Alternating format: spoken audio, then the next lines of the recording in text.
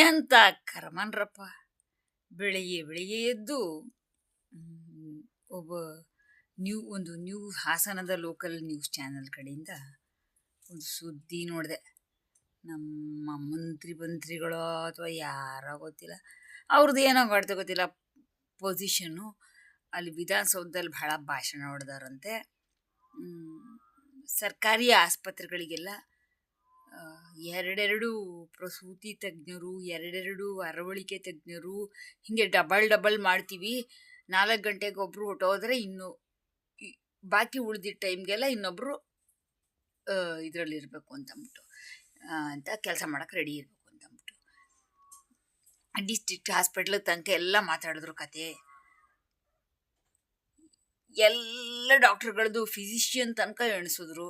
ಇಷ್ಟೊಂದೆಲ್ಲ ಮಾಡ್ತಿದ್ದೀವಿ, 2.5 ಲಕ್ಷದ ತನಕ ಎಲ್ಲ ಸಂಬಳ ಕೊಡ್ತಿದ್ದೀವಿ, ಎಕ್ಸೆಟ್ರಾ ಎಕ್ಸೆಟ್ರಾ ಎಕ್ಸೆಟ್ರಾ. ನಾನು ಕೂತ್ಕೊಂಡು ನೋಡ್ತಿದ್ದೀನಿ. ಆ ಮನುಷ್ಯನಿಗೂ ಗೊತ್ತಿಲ್ಲ, ಅವ್ರ ಆಪೋಸಿಟ್ ಪಾರ್ಟಿಲಿರೋ BJPಗೂ ಗೊತ್ತಿಲ್ಲ. ಈ ಪೂರ ಕರ್ನಾಟಕದಲ್ಲಿ ಡಿಸ್ಟ್ರಿಕ್ಟ್ ಹಾಸ್ಪಿಟ್ಲಲ್ಲೂ ಸರಿ ನರರೋಗ ತಜ್ಞ ಇಲ್ಲ. ಅದು ಕೇಳಬೇಕು ಅಂತ ನಮ್ಮ ಆಪೋಸಿಷನ್ ಪಾರ್ಟಿ ಲೀಡರ್ ಅಶೋಕ ಗೊತ್ತಾಗಕ್ಕೆ ಏನು ಮಾಡೋದು ದಿನೇಶ್ ಗುಂಡೂರಾವ್ ಗೊತ್ತಿಲ್ಲ, ಅಶೋಕಂಗೂ ಗೊತ್ತಿಲ್ಲ. ಈಗೇನು ಮಾಡೋದು? ನ್ಯಾಯನೀತಿಲಿರುವಂಥ ಜನಗಳನ್ನ ಆರಿಸಿ ಕಳಿಸಿದ್ರೆ ಅರವಳಿಕೆ ತಜ್ಞರ ಜೊತೆ, ಫಿಸಿಷಿಯನ್ ಜೊತೆ, ಮತ್ತೊಂದು ಜೊತೆ, ಇನ್ನೊಂದು ಜೊತೆ ನರರೋಗ ತಜ್ಞರು ಬರ್ತಾರೆ. ಡಬಲ್ ಬೇಡ, ಒಬ್ಬರಿದ್ರೆ ಸಾಕು, ಅಡ್ಜಸ್ಟ್ ಮಾಡ್ಕೊತೀವಿ. ಮಾಡ್ರಿ, ವ್ಯವಸ್ಥೆ ಮಾಡ್ರಿ. ಯಾಕಂತ ಹೇಳಿದ್ರೆ ನನ್ನನ್ನು ಖಾಲಿ ಅದೊಂದೇ ಒಂದು ರೀಸನ್ಗೆ ಮೋಸದಲ್ಲಿ ಚೀಟಿಂಗ್ ಮಾಡಿ ಒಬ್ಬ ಮೆಜಿಸ್ಟ್ರೇಟ್, ಅರ್ಕಲ್ಗೂಡಿನ ಮೆಜಿಸ್ಟ್ರೇಟ್, ಮತ್ತು ಆ ಅರ್ಕಲ್ಗೂಡಲ್ಲಿ ಕೆಲಸ ಮಾಡ್ತಿದ್ದ ಕಳ್ಳ ಪೊಲೀಸರು ಸೇರ್ಕೊಂಡು 12 ದಿನಗಳ ಮಟ್ಟಿಗೆ ಪರಪ್ಪನ ಅಗ್ರಹಾರಕ್ಕೆ ಸುಮ್ಮನೆ ಕರ್ಕೊ ಹೋಗಿದ್ರು ಕಣ್ರು. ಅಲ್ಲಿ ಡಾಕ್ಟ್ರ್ ಇಲ್ಲಕ್ಕೆ ಇಲ್ಲ ಅಂದ್ರು, ಅಲ್ಲೂ ಇಲ್ಲ ಡಾಕ್ಟ್ರು ಅಂದ್ರು, ಕರ್ಕೊಂಡೋಗಿದ್ರು. ನೋಡಿ, ನಿನ್ನೆ ಇನ್ನೂ ಯಾರೋ ಒಬ್ಬರು ಯೂಟ್ಯೂಬರು ಮಾತಾಡೋದು ಕೇಳಿಸ್ಕೊಂಡೆ. ಯಾರೋ ಒಬ್ಬ 2nd PUC ಪಾಸ್ ಮಾಡಿದ್ದ ಹುಡುಗನ್ನ ಮೋಸದಲ್ಲಿ ಚೀಟಿಂಗ್ ಮಾಡಿ, ಅದೇ ಸುಳ್ಳು ಏನು ಹೇಳ್ತಾರೆ, ಕೇಸ್ಗಳು ಫೇಲ್ ಮಾಡ್ತಾರಲ್ಲ, ಆ ಥರ ಆರ್ಡಿನರಿ ಕೇಸಲ್ಲ ಇದು. 1.5 kg OPM ಹಿಡ್ಕೊಂಡಿದ್ದೆ ನೀನು ನಿನ್ನ ಬ್ಯಾಗಲ್ಲಿ ಅಂತ ಅಂದ್ಬಿಟ್ಟು ಯಾರೋ ಮಾಡಿದ್ದಕ್ಕೆ ಅಪರಾಧನ ಅವರಿಗೆ ಬಿಟ್ಟಾಕ್ಬಿಟ್ಟು ಅವರಿಗೆ ಬಿಡಿಸೋಕ್ಕೆ ಎಷ್ಟೆಷ್ಟು ಬೇಕೋ ದುಡ್ಡಿನ ವ್ಯವಹಾರ ಎಲ್ಲ ಮಾಡ್ಕೊಂಡು ಈ ಹುಡುಗನ ಹೇಳ್ಕೊಂಡು ಹೋಗಿ 4 ತಿಂಗಳು ಇಟ್ಟಿದ್ರಂತೆ ಜೈಲಲ್ಲಿ. ಕೇಳ್ರಿ, ಆ ಮಾರಾಯಿನ ಅಪ್ಪ ಅಮ್ಮ ಹೋಗ್ಬಿಟ್ಟು ಯಾರೋ ಒಳ್ಳೆ ಅಡ್ವೊಕೇಟನ್ನ ಅಪ್ರೋಚ್ ಮಾಡಿದ್ದಕ್ಕೆ ಅವರು ಹೋಗ್ಬಿಟ್ಟು CCTV ಫುಟೇಜ್ ಎಲ್ಲನೂ, ಆ ಪ್ರೈವೇಟ್ ಬಸ್ಸಿಂದು CCTV ಫುಟೇಜ್ ಎಲ್ಲನೂ ತೆಗೆಸು ನೋಡಿದ್ದಕ್ಕೆ ಪೊಲೀಸರು ಮುಖ ಮೂತಿಗಳೆಲ್ಲ ನೀಟಾಗಿ ಕಾಣಿಸ್ಬಿಟ್ಟವಂತೆ. SP ಇದು ಮಾಡಿದ್ರಂತೆ. ನಮ್ಮ ಕರ್ನಾಟಕದಲ್ಲ, ಬೇರೆ ಸ್ಟೇಟಿಂದು, UP ಮೋಸ್ಟ್ಲಿ ಅನಿಸುತ್ತೆ. ಪತ್ತೆ ಮಾಡಿ, ಯೂಟ್ಯೂಬರ್ ಇದನ್ನೆಲ್ಲನೂ ಹೇಳಿರೋದು. ಥರ್ಡ್ ಐದು ಅರುಂಡಿ ಅಂತ ಯಾರಿದ್ದಾರಲ್ಲ, ಆ ಮರ ಹೇಳಿದ್ದು ಸುದ್ದಿ. ಥರ್ಡ್ ಐ ಅಂತ ಟೈಪ್ ಮಾಡಿ ಅಲ್ಲಿಗೆ ನೆನ್ನೆ ಇದು ಮಾಡಿರೋದು, ಅಪ್ಲೋಡ್ ಮಾಡಿರೋ ವಿಡಿಯೋ ಸಿಗ್ತದೆ, ಕೂತ್ಕೊಂಡು ನೋಡ್ಕೊಳ್ಳಿ. ವಿಡಿಯೋಗಳು, CCTV ಫುಟೇಜ್ಗಳು ಎಲ್ಲನೂ ಹಾಕಿದ್ದಾರೆ ಅದರೊಳಗಡೆ. SP ಸಮನ್ ಮಾಡಿದ್ರಂತೆ ಹೈಕೋರ್ಟಿಂದ. ಅವ್ರು ಒಪ್ಕೊಂಡ್ರಂತೆ, ಅವ್ರಿಗೇನೋ ವಜಾಗಿಜಾಗೇನೋ ಮಾಡಿದಾರಂತೆ. ಈಗ ನಮ್ಮದೇನು ಕತೆ? ನಾನು ಬಾಯಿ ಬಡ್ಕೊಂಡು ಸಾಕಾಯಿತು.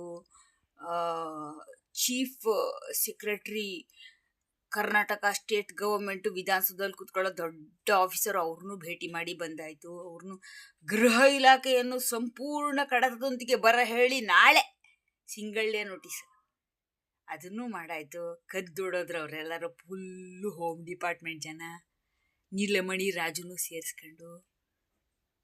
ತಪ್ಪಿಸ್ಕೊಳಕ್ಕಾಗೋದಿಲ್ವಲ್ಲ ಅಂತ ಹೈಕೋರ್ಟಿನ ಜನ ಮಾತ್ರ ಪನಿಷ್ ಮಾಡಿದ್ರು ಆ ಜಡ್ಜಿನ ಹೆಸರು ಸರಿ, ಜಡ್ಜ್ ಅನ್ಬರ್ತಾನೆ, ಟ್ರಯಲ್ ಕೋರ್ಟ್ ಮೆಜಿಸ್ಟ್ರೇಟ್ ಅನ್ಬೇಕು. ಜಡ್ಜ್ಗಳಂತ ಹೇಳಿದ್ರೆ ಅವರೆಲ್ಲ ಕೂತ್ಕೊಳ್ಳೋದು ಸೀನಿಯರ್ ಸಿವಿಲ್ ಜಡ್ಜ್, ಅವ್ರಿಗಂತಾರೆ ಜಡ್ಜ್ ಅಂತ. PDJ ಡಿಸ್ಟ್ರಿಕ್ಟಿಗೆ ಟಾಪ್ ಆಫೀಸರ್, ಅವ್ರಿಗಂತಾರೆ ಜಡ್ಜ್ ಅಂತ. ಈ ಟ್ರಯಲ್ ಕೋರ್ಟಲ್ಲಿ ಕೂತ್ಕೊಳ್ಳೋರಿಗೆಲ್ಲ ಮೆಜಿಸ್ಟ್ರೇಟ್ ಅನ್ಬೇಕು. ಈ ಮೆಜಿಸ್ಟ್ರೇಟ್ ಹೆಸರು ಯೋಗೇಶ್. ಯೋಗೇಶ್ ಇವರಿಗೆ ಪನಿಷ್ ಮಾಡಿಸಿದ್ದು ನನಗೆ ವರ್ಷ. ಇವ್ರು ನನ್ನ ಮೇಲ್ಗಡೆ ಸುಳ್ಳೆ ಎಲ್ಲ ತಪ್ಪೆ ಎಲ್ಲ ಬರೆದಿದ್ದು 2018 ಜೂನ್ ತಿಂಗಳು. ಅಲ್ಲಿ ಈ ಎರಡೆರಡು ಕೇಸ್ ಫೈಲ್ ಮಾಡಿದ್ರು ನನ್ನ ಮೇಲೆ ಫಾಲ್ಸ್. ಅದು ನನ್ನ ಮೇಲ್ಗಡೆ ಕೇಸ್ ಫೈಲ್ ಮಾಡಿದ ಜನ ಯಾರಿದ್ದಾರೋ ಪೊಲೀಸರು, ಅವರು ಕೋರ್ಟಿಗೆ ಬರೋದಿಲ್ಲ ಟ್ರಯಲ್ ಅಟೆಂಡ್ ಮಾಡೋಕ್ಕೆ. ಹಿಂಗಾಗಿದೆ ಕಥೆಗಳು ಕಂಡ್ರಪ್ಪ. ಪಾಪ ಹುಡುಗನ್ ನೋಡಿದ್ರೆ ಪಾಪ ಸಣ್ಣ ಹುಡುಗ, ಅಯ್ಯೋ ಹಿಂಗೆಲ್ಲ ಮಾಡ್ಕೊಂಡು ತಿರುತ್ತಾರಲ್ಲ. ಈ ಆ ಮಂತ್ರಿಗಳೆಲ್ಲ ಕೂತ್ಕೊಂಡು ವಿಧಾನಸೌಧದಲ್ಲಿ ಇಂತಿಂಥ ಭಾಷಣಗಳ ಹೊಡಿತಾರಲ್ಲ, ಅಲ್ಲಿ ಆಪೋಸಿಟ್ ಪಾರ್ಟಿಯಲ್ಲಿ ಕೂತ್ಕೊಂಡ್ರು ಒಬ್ಬ ಹೆಡ್ಡೆ ಶಿಖಾಮಣಿಗೂ ನ್ಯೂರಾಲಜಿಸ್ಟ್ ಇಲ್ಲ ಅಂತ ಬಡ್ಕೊಳಕ್ಕೆ ಆಗದೆ ಹೋಯ್ತಂತೆ. ಅದೊಂದೇ ಒಂದು ರೀಸನಿಗೆ ನನ್ನ ಪರಪ್ಪನ ಅಗ್ರಹಾರಕ್ಕೆ ಕರ್ಕೊ ಹೋಗಿದ್ರು ನೋಡ್ರಿ, ಮೆಡಿಕಲ್ ಟ್ರೀಟ್ಮೆಂಟಿಗೆ. ಈಗೇನ್ ಮಾಡ್ಬೇಕು ನಮ್ಮಂತವ್ರು? ಈ ರಾಕೇಶ್ ಅರುಂಡಿ, ಥರ್ಡ್ ಐ ರಾಕೇಶ್ ಅರುಂಡಿಗೆ ಇದನ್ನ ವಿಚಾರ ತಲುಪಿಸಿ. ನಾನು ಪೋಸ್ಟ್ ಮಾಡ್ತೀನಿ ಈ ವಿಡಿಯೋನ, ಅವರಿಗೆ ವಿಚಾರ ತಲುಪಿಸಿ. ಇವರಿಗೆ ಇವೆಲ್ಲ ಸಬ್ಸ್ಕ್ರೈಬರ್ಗಳೆಲ್ಲ ಜಾಸ್ತಿ ಜನ ಇರ್ತಾರೆ, ಹಾಗಾಗಿ ಜಾಸ್ತಿ ಜನಗಳನ್ನ ತಲುಪ್ತದೆ ವಿಚಾರ, ಮ್ಯಾಟರ್. ಈ ಯಾವೆರಡು ಕೇಸಲ್ಲಿ ನನ್ನ ಫಾಲ್ಸ್ ಇದು ಮಾಡಿದವರು, ಅದು case number, trial case number CC ಅಂದರೆ ಕೋರ್ಟ್ ಕೇಸ್ ನಂಬರು 38-1, ಆಮೇಲೆ 88-1. ಅವೆರಡರಲ್ಲೂ ವರ್ಷ 2019 ಚಾರ್ಜ್ ಶೀಟ್ ಫೈಲ್ ಮಾಡಿರೋದು. ಆದರೆ FIR ಮಾಡಿರೋದು ಹಿಂದಿನ ವರ್ಷ 2018. ನೋಡ್ರಿ, ಇವೆರಡು ಟ್ರಯಲ್ಗೆ ಯಾರು ಮಾಡಿದಾರೋ ಈ ಕಳ್ಳ ಕೆಲಸ, ನಾಯಿ ಕೆಲಸ, ದರಿದ್ರ ಕೆಲಸ, ಇವ್ರು ಹೋಗ್ಬಿಟ್ಟು ರಾವಣನ ಕಾಲಿಗೆ ಬಿದ್ದು ತಪ್ಪಿಸ್ಕೊಂಡು ತಿರುಗ್ತಿದ್ದಾರೆ. ಟ್ರಯಲ್ಗೆ ಬರೋಕ್ಕಿಲ್ಲ ಅವರೇ. ಅಂದರೆ ನಾನು ಅಕ್ಯೂಸ್ಡ್ ಆ ಕೇಸಲ್ಲಿ. ಯಾರು ಬರಬೇಕು ಅವ್ರು ಬರೋದೇ ಇಲ್ಲ, ಕೋರ್ಟಿಗೆ ಬರೋದಿಲ್ಲ. ಮಾನ ಮರ್ಯಾದಿಲ್ವಾ ನಿಮಗೆ ಅಂತಂದ್ಬಿಟ್ಟು ಜಾಡ್ಸಿ ಚೀತು ಅಂತ ಉಗಿಸಿದ್ದೀನಿ ನಾನು. ಅಡಿಷನಲ್ SP ಹತ್ರ, DYSP ಹತ್ರ, ಎಲ್ಲರ ಹತ್ರ ನಾನು. ಅಂದರೂ ಬರೋದಿಲ್ಲ. ದರಿದ್ರ ಬಿಟ್ಟಿ ಮಕ್ಕಳು ಯಾವ ಲೆವೆಲ್ಗಿದ್ದಾರೆ ಅಂತ ಹೇಳಿದ್ರೆ, ನಾನು ಹೈಕೋರ್ಟ್ಗೆಲ್ಲ ಸುತ್ತಿ ಆ ಮನುಷ್ಯನ ಪನಿಷ್ ಮಾಡಿಸಿದ್ರು ಎಲ್ಲ ಆ ಡಾಕ್ಯುಮೆಂಟ್ಗಳನ್ನ ಡಿಸ್ಟ್ರಾಯ್ ಮಾಡಿ ಯಾರು ಮಾಡಿದ್ರು, ಯಾರು ಹಿಂಗೆ ಸುರಿದಿದ್ರು, ಯಾರು ಆರ್ಡರ್ ಶೀಟ್ನೇ ಚೇಂಜ್ ಮಾಡಿಟ್ಟಾರ. ಇವಾಗ ನಾನು ಮಾಡಿದ್ದು ಎವಿಡೆನ್ಸ್, ನಾನು ಪಾರ್ಟಿ ಇನ್ ಪರ್ಸನ್ ಮಾಡಿದ್ದು ಎವಿಡೆನ್ಸೇ ಕಳೆದೋಗೋ ಥರ ಬೇರೆ ಇನ್ನೇನೋ ಮಾಡಿಬಿಟ್ಟು ಆರ್ಡರ್ ಶೀಟ್ನ ಚೇಂಜ್ ಮಾಡಿಟ್ಟಾರೆ. ಈಗೇನು ಮಾಡೇ ಇಲ್ಲ, ಎವಿಡೆನ್ಸೇ ಮಾಡಿಲ್ಲ. ಈ ಅಮ್ಮನಿಗೆ ನಾನು 2 ದಿನ CW1ಗೆ ಅನ್ನೋ ಥರ ಇನ್ನೊಂದ್ಸಲ ಸಮನ್ ಮಾಡ್ತಿದ್ದಾರೆ ಅವ್ರಿಗೆ. ಸೆಕೆಂಡ್ ರೋಡ್ ನಾನಂದೆ ಮ್ಯಾಜಿಸ್ಟ್ರೇಟ್ ಜಡ್ಜ್ ಅಲ್ಲೊಬ್ರು ಕೂತ್ಕೋತಾರೆ, ಅವ್ರ ಹೆಸರು ರಘು ಅಂತ. ಅವರು ಪಾಪ ಒಳ್ಳೆಯವರಿದ್ದಾರೆ. ಅವರು ಹೇಳಿದ್ರು, ಅವ್ರಿಗೆ ನಾನು ಹೇಳಿದೆ, ಸರ್ ಆ ಆರ್ಡರ್ ಶೀಟ್ ಯಾವ್ದು ಕೈಲಿಡ್ಕೊಂಡಿದ್ದೀರಲ್ಲ ನೀವು, ಅದನ್ನ FSL ಕಳಿಸಿ, ನಿಮಗೆ ಗೊತ್ತಾಗತ್ತೆ ಅದು ಯಾವತ್ತಿನ ದಿನ ಫ್ಯಾಬ್ರಿಕೇಟ್ ಮಾಡಿ ಇಟ್ಟಿದ್ದಾರೆ ಅಲ್ಲಿ ನಿಮಗೆ, ನಿಮ್ಮ ಗಮನಕ್ಕೆ ಟ್ರಯಲ್ ನಡೆಸೋಕ್ಕೆ ಅಂತ ಅಂದ್ಬಿಟ್ಟು. ಈ ವಿಚಾರಕ್ಕೆ ನಾ ಮತ್ತೆ ತಿರ್ಗಾ ಹೈಕೋರ್ಟ್ ಸುತ್ತಬೇಕಾ? ಅಪ್ಪ ನನ್ನ ಕೈಲಿ ಆಗೋದಿಲ್ಲ, ನನಗೆ ವಯಸ್ಸಾಗಲೇ 53 ಆಗಿದೆ. ನನಗೆ ಇಷ್ಟು ಕೆಟ್ಟ ವೆದರ್, ಸಮ್ಮರು ವಿಂಟರು ವೆದರಲ್ಲಿ ಚಳಿಯಲ್ಲಿ ನಡ್ಕೊಂಡು ಬಿಸಿಲಲ್ಲಿ ಸತ್ಕೊಂಡು ಬದುಕಿರೋಕ್ಕಾಗೋದೇ ಇಲ್ಲ. ಯಾಕಂತ ಹೇಳಿದ್ರೆ ನನಗಿರೋದು ಅಪಸ್ಮಾರ ಕಾಯಿಲೆ. ಬೇಕಾಗಿರೋ ಡಾಕ್ಟ್ರು, ನರರೋಗ ತಜ್ಞರು. ಇದನ್ನ ವ್ಯವಸ್ಥೆ ಮಾಡೋಕ್ಕೆ ನಮ್ಮ ಮಂತ್ರಿಗಳು, ಆ ಕಾಂಗ್ರೆಸ್ ಅವರಾಗಲಿ BJP ಅವರಾಗಲಿ ಈ ಬಡ್ಡಿ ಮಕ್ಳಿಗೆ ಗೊತ್ತೇ ಇಲ್ಲ ಕಣ್ರ. ಇವ್ರಿಗೆಲ್ಲರೂ ತಗೊಂಬನ್ನಿ, ಇದಕ್ಕೆ ಅಂತಾರೆ ಅವೇರ್ನೆಸ್, ಬ್ರಿಂಗ್ ದ ಅವೇರ್ನೆಸ್, ಅಂದರೆ ಜನಜಾಗೃತಿ ಮಾಡಿ ಅಂತ ಅಂದ್ಬಿಟ್ಟು. ಒಂದು ಸಮ್ಮಿಶ್ರ ಸರ್ಕಾರ ಯಾವಾಗಿತ್ತು, BJP ಮತ್ತು ಕಾಂಗ್ರೆಸ್ ಏನೋ ಅನಿಸುತ್ತೆ. ಅವರು ಈ ಸಿದ್ದರಾಮಯ್ಯಂದು ಸಂಪೂರ್ಣ ಗೌರ್ಮೆಂಟು ಬರೋಕ್ಕಿಂತ ಮುಂಚೆ ಕಡೆ ಅವರು ಎಲ್ಲ ನೋಟಿಫಿಕೇಶನ್ ಜಾರಿ ಮಾಡಿದ್ರು ಇಲ್ಲಿ ತನಕ ಯಾರು ಯಾವ ಜನಜಾಗೃತಿನೂ ಮಾಡಿಲ್ಲ. ನಾವು ಎಲ್ಲೋಗಿ ಬಾಯಿ ಬಡ್ಕೊಂಡು ಸಾಯನ? ಹಾಂ, ಅಬ್ಬ ರಾಕೇಶ್ ಅರುಂಡಿ, ಥರ್ಡ್ ಐ ರಾಕೇಶ್ ಅರುಂಡಿ, ಇದ ಕವರ್ ಮಾಡಪ್ಪ, ಒಂಚೂರು ಪುಣ್ಯ ಬರ್ತದೆ ನೀನು. ಮಾಡ್ಕವ್ರು. ಯಾಕಂತ ಹೇಳಿದ್ರೆ ಈ ನನ್ನಂಥವ್ರು ನನಗಿಂತ ವರ್ಸ್ಟ್ ಸ್ಥಿತಿಲಿರೋ ನನಗೆ ಗೊತ್ತು ಮ್ಯಾಟರ್. ಆದರೆ I am not having the stamina. ನನಗೆ ಬೇಕಾಗಿರೋ ಶಕ್ತಿ ಅದು ಇಲ್ಲ. ಇವಾಗ ನಾ ಮುದುಕಿ ಆಗೋಗಿದ್ದೀನಿ. ಕಾಣಿಸ್ತದಂತೆ ಎಲ್ಲ ಜನ ಹೇಳ್ತಾರೆ. ಇಲ್ಲೆಲ್ಲ ಮುಖ ನೋಡಿದ್ರೆ ಕಾಣಿಸ್ತದಂತೆ, ಕೈ ನೋಡಿದ್ರೆ ಕಾಣಿಸ್ತದಂತೆ, ನರಗಳು ಬ್ಲಡ್ ವೆಸಲ್ಗಳು ಎಲ್ಲ ಹೊರಗಡೆ ಬಂದವೆ. ಮುದುಕರಿಗೆ ಬರ್ತಾವಲ್ಲ ಹಂಗೆ.